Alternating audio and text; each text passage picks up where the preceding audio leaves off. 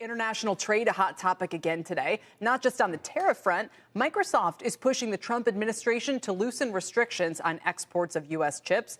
Steve Kovac is here with the story. The rub to me, Steve, not to give it away, was this is not chips to China. This would be to our allies. Yeah. That's the whole thing that's going on here. So this was a blog post that Microsoft put out this morning from President Brad Smith asking President Trump to basically open up chip and AI model exports to our allies. This includes countries like Israel, Greece, Poland, Saudi Arabia, several more countries that we are allies with. And let me just talk a little bit about why Microsoft is doing this. We know they're building out data centers all over the world. And they say this is really about providing the best AI technology for their customers. They're making this argument here saying it's good for American jobs as well, because even if these data centers are built overseas, some of the equipment will be made here and then exported overseas to build those data centers. And right now, many countries are blocked from importing the best chips from NVIDIA and others or top AI models. It's not just about the chips, guys. It's also some parts of these AI models. And all of this was part of the diffusion rule put in place by the Biden administration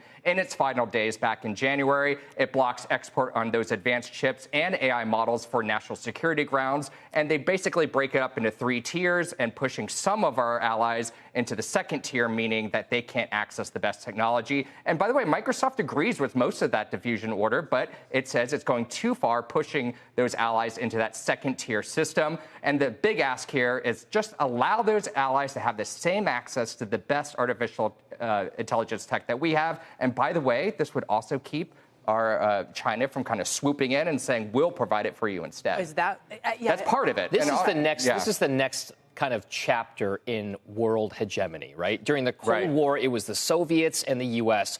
and then the satellite countries geographically around them. So why can't this be a situation where the U.S. benefits by saying, hey, let's have all of these people in our ecosystem as opposed to China's, because we know China is definitely a rival. And this is U.S. companies building these data centers. We have Microsoft in this case, but of course Amazon's looking all over the world. Meta's looking all over the world. I know Christina's going to get into this in a second, but those are all huge NVIDIA customers too. So NVIDIA has a benefit here as well. I was thinking that Microsoft's kind of going out there and taking, I don't want to say the fall, but willing to put their name on it. But it sounds like this is almost an effort that many companies could have undersigned. And that's the thing, and they just think this Biden regulation went just a little too far, saying these are our friends, and by the way, the last thing we want is China coming in, going to Poland or Saudi Arabia and saying, hey, your allies over in the U.S., they're not going to offer you this technology. Let's offer it to you instead, and we're going to be the good guys here. That will prevent